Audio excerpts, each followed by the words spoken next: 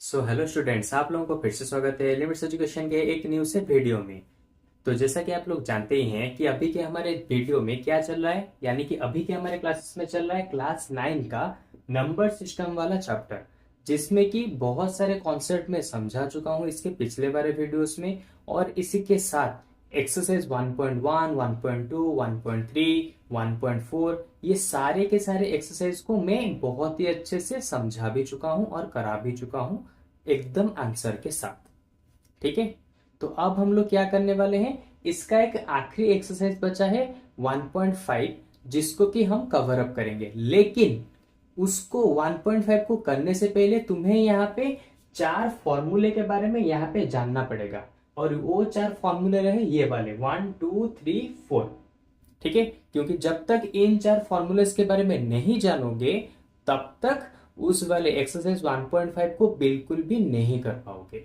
ठीक है, तो एक्सरसाइज 1.5 को करने से पहले मैं तुम्हें इस फॉर्मूले को अच्छे से समझाऊंगा, इस फॉर्मूले के ऊपर एक एक क्वेश्चन को भी कराऊंगा। उसके बाद जाके इसके अगले वाले वीडियो में हम लोग क्या करेंगे, एक्सरसाइज 1.5 को कवर अप करेंगे बिल्कुल टोटल फर्स्ट से लास्ट तक। ओके, अच्छा, तो देखो ये जो फॉर्मूला है बेसिकली एक्सपोनेंट वाले फॉर्मूले हैं। एक्सपोनेंट का मतलब होता है ये जो पावर देख रहे हो ना, पावर को ही कहा जाता है एक्सपोनेंट। ठीक है, तो इसी तरह के एक्सपोनेंट से रिलेटेड जो भी सारे फॉर्मूले हैं वो सारे फॉर्मूले तुम्हें एक्सरसाइज 1.5 में यूज करने पड़ेंगे। ठीक है, अच्छा, तो देखो सबसे पहला फॉर्मूला क्या दिया है, a to the power p into a to the power q। यानी कि अगर कहीं पे बेस इक्वल है तो वहां पे और वो दोनों एक दूसरे के साथ मल्टीप्लाई में है, तो इसका मतलब क्या होगा, तुम्हें वहां पे उस दोनों के पावर को बस याद करना है, बस एडिशन करना है उनके पावर को। कंडीशन क्या होना चाहिए, अगर बेस इक्वल है और वो दोनों एक दूसरे के साथ मल्टीप्लाई में है तो उनका पावर क्या होगा, यहाँ पे ऐड हो जाएगा। जैसे यहाँ पे इसका पावर p था, इसका पावर q था, तो दोनों को ऐड करो p प्लस q। ये था पहला फॉर्मूला। ओके, सेकेंड वाले फॉर्मूले में दिया है a का पावर p होल इनटू उसका पावर q। इसका मतलब क्या होगा, हम a तो रखेंगे और उनके दोनों पावर को मल्टीप्लाई कर देंगे। यानी कि ये कह रहा है इस वाले फॉर्मूले में, मान लो 3 का पावर दिया है 2, फिर उसका पावर दिया है कितना 5, तो इसको हम कैसे लिख सकते हैं, 3 का पावर 2 इंटू 5 यानी कि 3 का पावर 10। ठीक है, अगर एक ही बेस है और उसके दो दो पावर हैं तो उन दोनों पावर को बस मल्टीप्लाई करके लिख दो, आंसर खत्म। ये वाला फॉर्मूला हमें ये बता रहा है।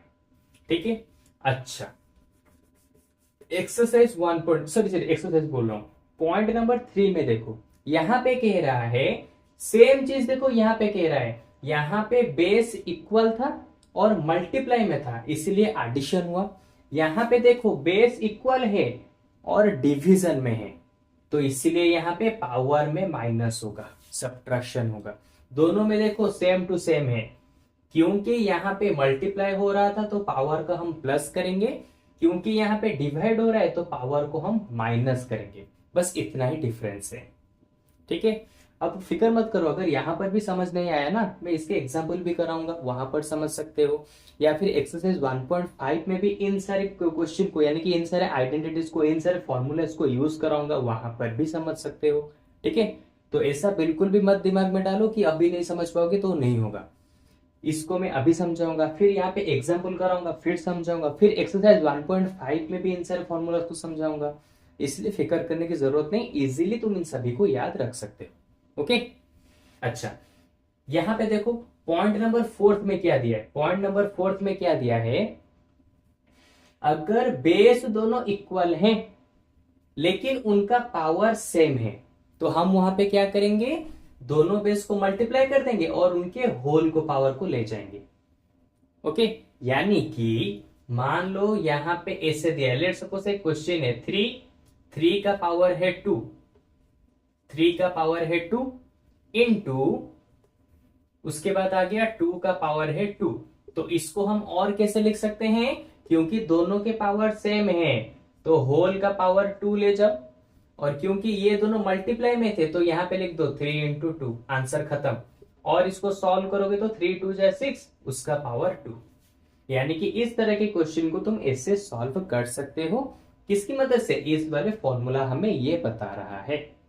ओके, अच्छा अब चलो इसके ऊपर एक एक क्वेश्चन को करते हैं, जिससे कि अगर फिर भी तुम्हारा इसके ऊपर डाउट होगा तो भी समझ जाओगे। ओके, देखो सबसे पहले वाले क्वेश्चन में यहाँ पे क्या दिया है, 2 का पावर 1/3 इंटू 2 का पावर 2/3। यहाँ पे कुछ चीज तुम्हें यहाँ पे दिखाई दे रहा है? अरे सिंपल सी चीज है, दोनों के बेस इक्वल हैं। ओके, तो दोनों के बेस अगर इक्वल हैं तो यहाँ पे कौन सा फॉर्मूला लगेगा? देखो बेस वाला, दोनों के बेस इक्वल, तो ये वाला फॉर्मूला तो नहीं हो सकता, यहाँ पे बेस अलग है, तो ये वाला फॉर्मूला लग सकता है या फिर ये वाला फॉर्मूला लग सकता है। इन दोनों में से कोई एक फॉर्मूला लग सकता है, लेकिन इनमें से एक फॉर्मूला है इनटू वाला और एक फॉर्मूला है डिवाइड वाला। तो कौन सा लगेगा? सिंपल, यहाँ पे इनटू है तो इसका मतलब इनटू वाला फॉर्मूला लगेगा। जहां पे बेस इक्वल और इनटू होता है तो यहाँ पे यही वाला फॉर्मूला यूज होता है। तो इस फॉर्मूले के मुताबिक अगर बेस इक्वल है, ओके, अगर बेस इक्वल है तो वहां पे हमें क्या करना है, बस बेस को जैसे लिखते हैं लिख दो, उसके बाद उनके पावर को एडिशन कर दो, 1/3 प्लस 2/3। अब ऊपर एडिशन करोगे तो कितना आएगा, 1/3, तो डिनोमिनेटर में आ जाएगा 3, तो ऊपर आ जाएगा 1 प्लस 2, 1 प्लस 2, 1 प्लस 2, यानी कि 2 का पावर 1 प्लस 2 आ जाएगा 3/3, तो ये आ जाएगा 2 का पावर 3/3 कैंसिल हो जाएगा 1। तो लो इसका आंसर हमने इस तरह से सॉल्व कर दिया। पहला वाला क्वेश्चन खत्म। सेकंड नंबर क्वेश्चन में देखो, नंबर बी वाले क्वेश्चन में क्या दिया है, ये है इसका आंसर। इसको मैं इस तरह से रख देता हूं तो इजीली समझ पाओगे। ओके, इसके बाद देखो यहां पे क्या दिया है, 3 का पावर 1/5 होल इंटू 4, यानी कि एक ही बेस के दो दो पावर है। तो मैंने बताया था जब कभी भी एक ही बेस का दो दो पावर होते हैं, दो दो एक्सपोनेंट होते हैं, पावर को ही एक्सपोनेंट कहा जाता है। ओके, जब एक ही बेस के दो दो एक्सपोनेंट होते हैं तो हम क्या करते हैं, उन दोनों एक्सपोनेंट को एक दूसरे के साथ मल्टीप्लाई कर देते हैं। ठीक है, तो ये बेस रहा 3, तो उनके दोनों पावर को मल्टीप्लाई कर दो। तो कैसे मल्टीप्लाई करेंगे, 1/5 इंटू 4, यानी कि 3 का पावर 4 इंटू 1, 4/5। सिंपल था, बस ये फॉर्मूला ही तो है, कुछ भी नहीं। कितना सिंपल से हो रहा है देख रहे हो। इसी तरह के क्वेश्चन तुम्हारे एक्सरसाइज 1.5 में भी है। ठीक है, अच्छा अब देखो नंबर सी में क्या दिया है, नंबर सी में दिया है 7 का पावर 1/5 फिर 7 का पावर 1/3। अब इसका मतलब क्या हुआ, देखो दोनों बेस इक्वल हैं, हाँ बेस इक्वल है। जब बेस इक्वल होता है और दोनों ही बेस डिवीजन में होते हैं, दोनों ही बेस डिवीजन में होते हैं, तो वहां पे हमें क्या करना पड़ता है, उनके पावर को माइनस करना पड़ता है। कैसे, 7 रहा, दोनों के पावर को माइनस करो, यानी कि कैसे करोगे, 1/5 माइनस 1/3। ओके, इसके बाद फिर क्या करना है, देखो 7 रहा, 5 और 3 का एलसीएम 15 चला जाएगा, 15 से 5 को डिवाइड करो तो 3 बचा, 3 1 जा 3, माइनस 15 से 3 को डिवाइड करो, बचा कितना 5। तो इसके बाद आ जाएगा कौन, 7 का पावर 3 माइनस 5, यानी कि 3 से 5 जाएगा तो -2 डिवाइडेड बाय 15। ये होगा हमारा एंड वाला आंसर। खत्म, नंबर सी भी हो गया। और यहाँ पे हमने इस वाले फॉर्मूले को यूज किया, देखो जहां पे बेस इक्वल होता है पावर को हम माइनस कर देते हैं। सेम चीज, बेस इक्वल था तो हमने पावर को माइनस कर दिया। और फिक्र मत करो, बिल्कुल ऐसे ही हूबहू क्वेश्चन एक्सरसाइज 1.5 में भी है। ओके, एनसीईआरटी के बुक खोलोगे तो वहां पे तुम्हें मिल जाएंगे। और ये हमारा बिल्कुल न्यू सिलेबस के हिसाब से हो रहा है, न्यू एनसीईआरटी बुक उसी के हिसाब से हो रहा है। ठीक है, अच्छा यहाँ पे देखो, यहाँ पे क्या होगा, कौन सा फॉर्मूला, सीधी सी बात है लास्ट वाला फॉर्मूला।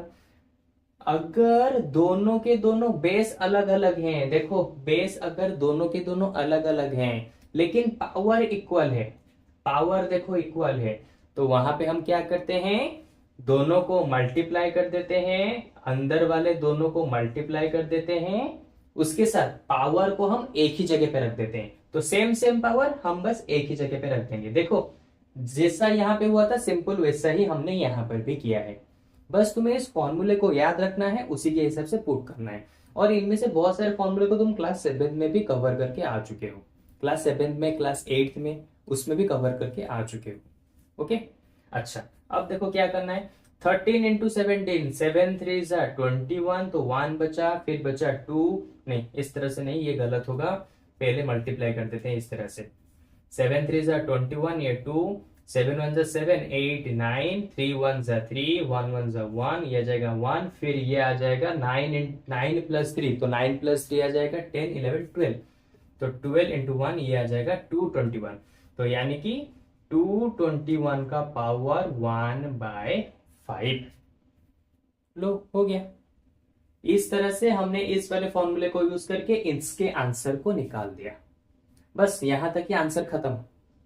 इसी तरह से तुम्हें एक्सरसाइज 1.5 के सारे आंसर को कवर अप करना है। और फिक्र मत करो, इसके नेक्स्ट वाले वीडियो में हम मिलके उसको कवर अप करेंगे और अच्छे से मैं एक एक क्वेश्चन के बाद बताऊंगा, यानी कि एक एक क्वेश्चन के साइड में लिख दूंगा इनमें से कौन सा फॉर्मूला उस वाले क्वेश्चन में यूज हुआ। इसलिए बिल्कुल भी डर मत रखो, इजीली हम एक्सरसाइज 1.5 को खत्म कर देंगे इसके अगले वाले वीडियो में। ठीक है, तो चलो होपफुली अब मुझे लगता है कि इन सारे एक्सपोनेंट के फॉर्मूलेस को अच्छे से तुम अब समझ चुके होगे। लेकिन फिर भी अगर डाउट है तो तुम कमेंट सेक्शन में बता दो, या फिर हमारे तुम फ्री लाइव क्लासेस को भी तुम ज्वाइन कर सकते हो, जहां पे मैं तुम्हें डायरेक्टली बात करूंगा और तुम्हारे सारे डाउट्स को क्लियर कराऊंगा, और वो भी फ्री ऑफ कॉस्ट। तो उसके लिए तुम्हें कुछ भी करने की जरूरत नहीं, हमारे डिस्क्रिप्शन में वेबसाइट का लिंक दिया है, वहां पे जाके तुम हमारे फ्री डेमो क्लासेस को ज्वाइन कर सकते हो। ठीक है, तो चलो आज के वीडियो में बस इतना ही, अगले वाले वीडियो में मिलेंगे एक्सरसाइज 1.5 के साथ। ठीक है, बाय बाय।